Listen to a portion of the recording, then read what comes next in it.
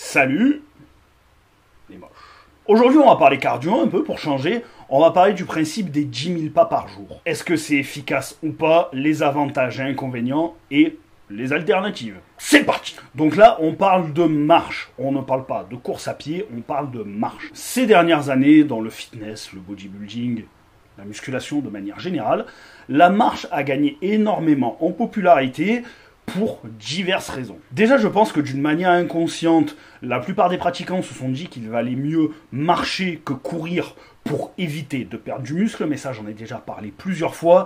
Si vous avez un entraînement adapté et que vous avez un apport suffisant en protéines et que votre activité cardio ne dépasse pas en durée de temps votre activité en musculation, vous ne risquez absolument pas de perdre du muscle. Mais la marche et les fameux 10 000 pas par jour ont quand même d'énormes avantages. Premièrement, ça ne demande absolument aucun matériel. Pas besoin d'inscription à la salle de sport, pas besoin d'acheter un tapis de course. Tu sors de chez toi, tu marches. Bon, quand même, tu t'habilles. Va pas nous faire un attentat à la pudeur. Tu mets des chaussures et tu t'habilles. Minimum pantalon, t-shirt. Sous-vêtements ou pas, ça c'est ton problème. Mais tu t'habilles, s'il te plaît. Ensuite, même avec une mauvaise condition physique, vous pouvez commencer à pratiquer 5, 10, 15 minutes, 20 minutes, etc. Augmentez petit à petit la durée de l'exercice et vous allez voir des progrès très rapidement. Donc c'est très encourageant, surtout quand on est en surpoids ou en surpoids sévère, le fait de ne pas se mettre en échec. Très important et très encourageant. Et que vous soyez en surpoids musculaire, oui, là je parle des gros bodybuilders, ou en surpoids graisseux, il y a très peu d'impact sur les articulations, donc c'est super intéressant. Ensuite, ce qui est pour moi le principal avantage de la marche, c'est que ça a un impact nerveux très faible. Donc, que vous soyez sur une perte de poids, sur la fin vraiment d'une sèche, ou que vous pratiquiez un sport de force, par exemple l'haltérophilie, le powerlifting ou même le strong, c'est super intéressant, soit pour perdre du poids, soit pour maintenir une bonne composition corporelle sans impacter votre récupération nerveuse. En plus de ça, que ce soit dans le powerlifting, le strong ou l'haltérophilie, il y a des catégories de poids.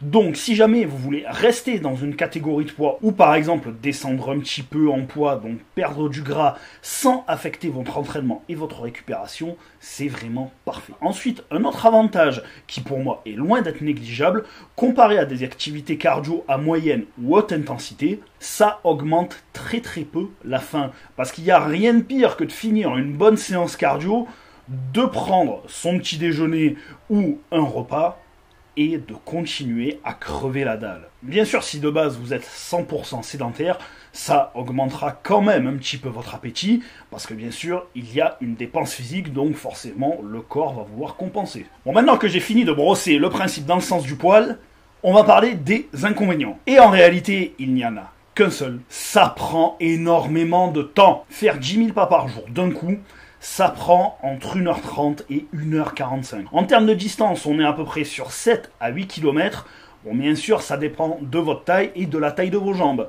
Si tu es plus proche de Tyrion Lannister que de la montagne, forcément, tu parcourras pas la même distance. Et en termes de calories brûlées pour la marche, selon votre métabolisme, votre masse et votre masse musculaire, on brûle à peu près 250 à 350 calories par heure. Ce n'est pas tout le monde qui peut prendre 1h à 1h45 dans sa journée pour aller marcher. Bien sûr, ça dépend de votre métier. Par exemple, si vous travaillez dans des magasins en tant que vendeur polyvalent, c'est quelque chose que j'ai fait pendant quelques années, oui, vous pouvez totalement exploser votre compteur de pas. Il n'est pas rare d'arriver à 15 000 ou presque 20 000 pas par jour. Maintenant, si vous êtes quelqu'un qui, comme moi, habite à la campagne et que dès que vous avez besoin de faire la moindre chose, vous devez prendre votre voiture et qu'en plus de ça, vous avez un métier sédentaire, faire 10 000 pas par jour de manière fractionnée ou d'un trait, ça peut être très compliqué. En ce qui me concerne, moi je dois promener le plus souvent possible mes sacs à puce, donc les 10 000 pas par jour sont presque réalisés de manière quotidienne. Certaines journées, je peux réaliser 6 000 à 7 000 pas sans promener mes chiens. Mais ça reste quand même assez rare. En parlant de ça, il y en a une là. Tu dis bonjour? Tu dis bon? Tu dis bonjour?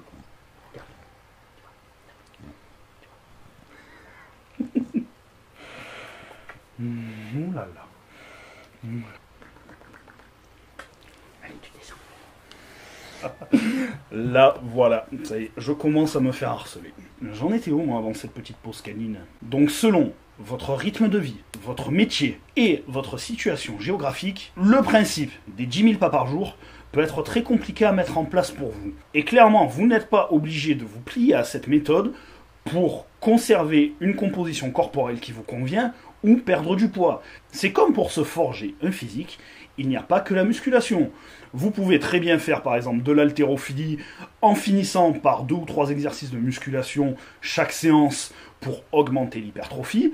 Pareil en ce qui concerne le powerlifting et le strong. Et allez, même le crossfit. On tacle souvent les crossfitters, mais un jour je ferai une vidéo sur le crossfit, promis. Là où il faut être vigilant avec le cardio, c'est sur le placement des séances et la récupération de manière générale. Parce que forcément, vous allez raccourcir la durée des séances, donc vous allez augmenter l'intensité. On augmente l'intensité, donc il faut être plus vigilant sur la récupération. Tout à l'heure, je vous ai parlé d'une moyenne de 300 calories par heure pour la marche. Vous pouvez très bien brûler ces 300 calories en une demi-heure.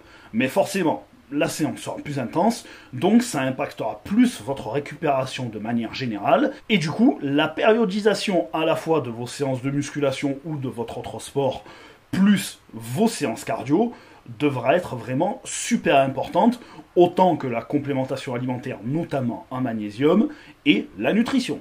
Donc si la marche est beaucoup trop chronophage par rapport à votre mode de vie, choisissez une activité cardio qui soit plus intense pour raccourcir la durée de vos séances et le résultat sera garanti. J'espère que cette vidéo vous a plu. Comme d'hab, abonnez-vous, la cloche, un petit pouce en l'air, ça fait toujours plaisir. C'est pas grand chose pour vous, mais ça l'est pour moi.